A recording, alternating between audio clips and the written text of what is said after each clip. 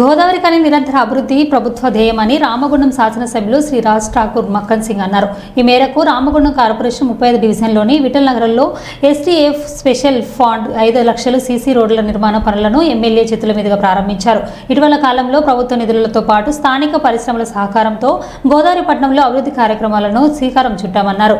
భవిష్యత్తులో మరింత అభివృద్ధి చెందామన్నారు.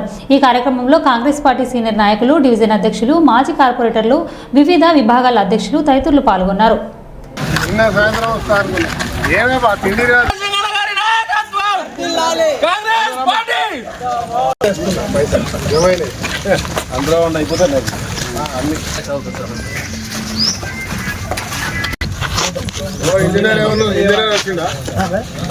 ఇంజనీర్ వచ్చిండా అంటున్నా మరి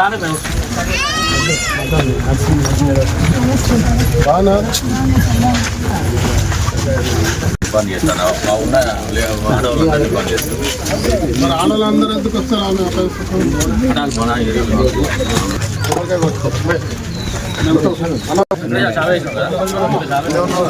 భయ్యా అమ్మ పక్క దగ్గర ఒకసారి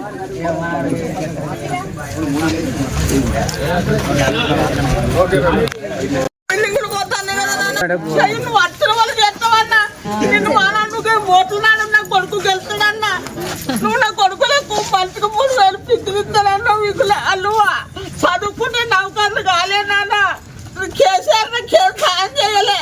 నువ్వు గోడలన్నీ కూడా కొట్టి మంచిగా చేయి. రోడ్డు ఉన్నోళ్ళ మీద చచ్చిపోతే మంచిగా ప్రశాంతంగా ఎత్తుకోపోతాడుగా. అప్పుడు మొత్తం సందేనా గోడలన్నీ కూడా ఏడంటున్నావు చూపి.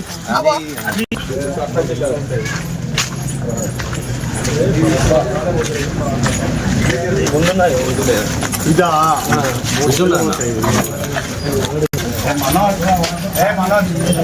చూసింది ఇది. అడుగుతావు కదా 20 ఏళ్ళకెళ్ళి రోడ్ లేదు కదా. నీ కొడుకు కలిసి ఒకటే సంవత్సరం అయింది. రేపటి తర్వాత చూడు అన్న ఇక్కడ వీళ్ళు గుర్తు